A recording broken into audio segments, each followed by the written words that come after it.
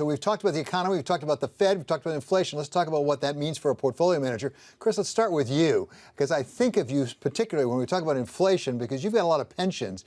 Are you making enough money right now? Stocks are down this year, bonds are down this year. Are you making enough money to pay those pensions?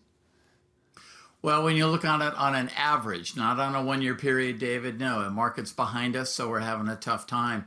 But we do invest in longer-term assets. Real estate has held its value. Private equity has done really well, mostly because of the technology and the medical booms that we've seen this year. But then we also invest in inflation-sensitive assets. We've got timberland, we've got agriculture, we've got commodities, which have been up over 29% so far this year. So the key is diversification. We don't put all our money in one basket. We don't put it all in domestic stocks. We spread it across in a number of different asset classes. That way that we can weather years like this and then also make money in the positive years.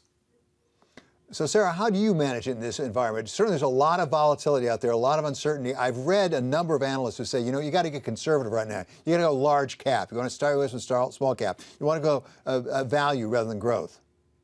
Now, we also go publics to privates at Nuveen. So in an inflationary environment, we like equities, we like commodities, and also real assets. And within equities, we're being selective, but companies with pricing power, we are seeing that from energy, which has a very tight cycle, and producer discipline, which is very important. The producers are not just focusing on volume growth, they're returning cash to shareholders. And then we like large caps, large cap growth stocks, really beaten down this year, economically resilient. These are companies like, a bellwether stock like Microsoft, which has such strong growth characteristics going forward, exposure to what we view as the next digital revolution, which is the metaverse. And then also within fixed income, it is challenging, but there's areas that you can look at where you can find quality or also higher yields like emerging market debt, floating rate loans. And we're definitely erring on the shorter duration side with fixed income, given what's going on with interest rates. Saira, with a big growth stock like Microsoft, are you not worried about it's fully valued? The growth stocks are actually pretty beaten down this year, considering their structural growth rates. We found them to be quite interesting. Another name that we like in technology is Applied Materials. We're fans of the semiconductor cycle. Semis are getting larger and more complex. They require more equipment. Applied Materials is in the sweet spot of TSMC and Intel, two of the biggest foundries. A lot of demand for their products. We think that's a very well-positioned company going forward. Chris, tell us about bonds in this environment. With rates going up, why does it make sense to be in bonds at all? No, a good challenge, but I think just like Saira said, we're looking at the short end. We're looking at private credit, which is variable rate, so we have opportunities to invest there. There's still a few credit opportunities, but it's a challenging. We have the lowest weighting in fixed income that we've had in the history of CalSTRS. So it's a challenging environment. And if you're in a 401k investor, it's really hard because all you really have is stocks and bonds. You don't have a lot of chances. Maybe if you have a real asset option in your 401k, take advantage of that, but you've got to open your account, take a look at it, and diversify across.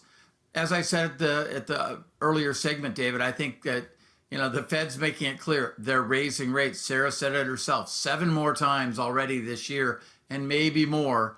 So that 225, 230 2-year is going to go higher, and that's going to work against you. I mean, so far you have a negative 11% return in bonds this year. That's a tough way to go. So you got to diversify away into other types of assets. Saira, as you manage your portfolio, we just heard from Chris that 7 times. Actually, Citi came out on Friday of this week and said 8 times. Can the economy withstand that? And I guess the reason I ask that, as a portfolio manager, do you have to be hedging against the possibility of a recession, actually? Well, if you look at the last couple of cycles, the equity markets peaked at around 9 to 14 rate hikes. So I think, we can handle multiple rate hikes. One question for us is, though, it has to make a dent in inflation, or we're going to have other problems. We have to watch the hard economic data. I think the Fed's doing the same thing. They've said they're data dependent. Can the economic data hold up during all of these rate hikes? I think initially we're seeing signs that it can, because stagflation is a period where we have low employment and lower economic growth, and we're just not really seeing that yet. We still have a very strong economy here, and so we are not initially worried about these rate hikes. As I said earlier, we want to be careful about leaving too money on the table in the early cycles of rate hikes, and just because the yield curve is inverting in certain places. Saira, you said the word that keeps me up at night, stagflation, because what I worry about is that if if the inflation is coming from external sources like the war in Ukraine and the lack of fertilizer, the lack of wheat, higher prices to wages because people are demanding it before they go back to work, that makes me worry that that economic growth is going to get squashed in this summer. The Fed can't fight that kind of inflation with just higher rates, and we end up, as you said, in stagflation. I know for my portfolio, that's the worst situation of all. There's almost nothing we can find to invest in to make us money in a stagflation environment.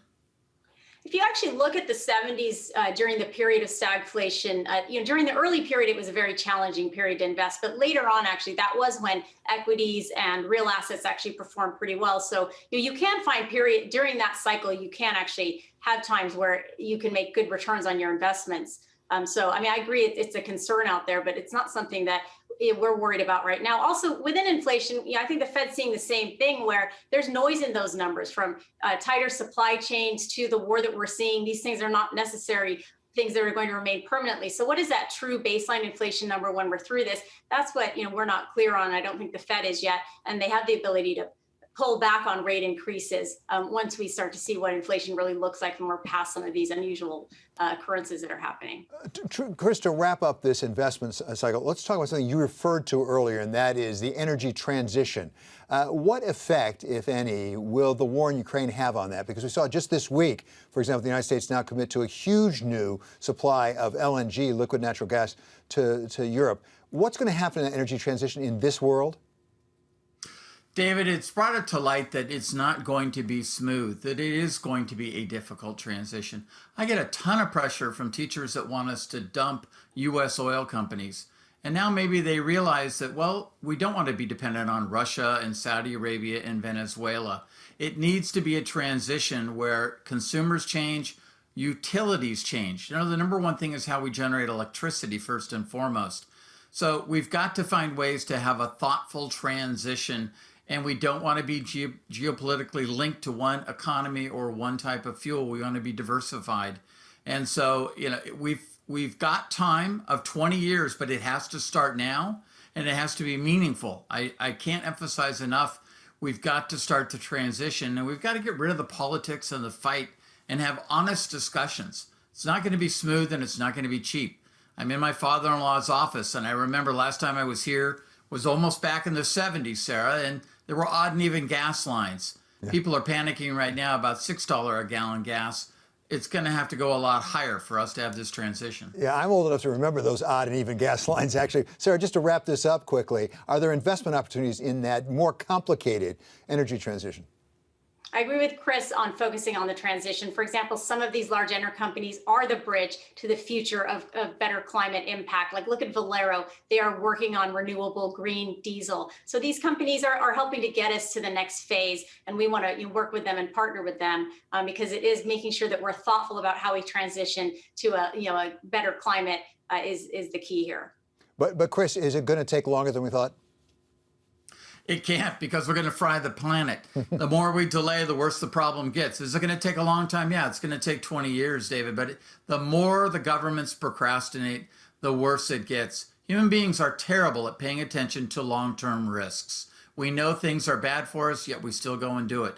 We pay attention to short-term risks. So maybe when Battery Park and the bottom of New York keeps flooding, maybe then they'll pay attention. But we've got to do the change and start it now. Do you agree, Sarah?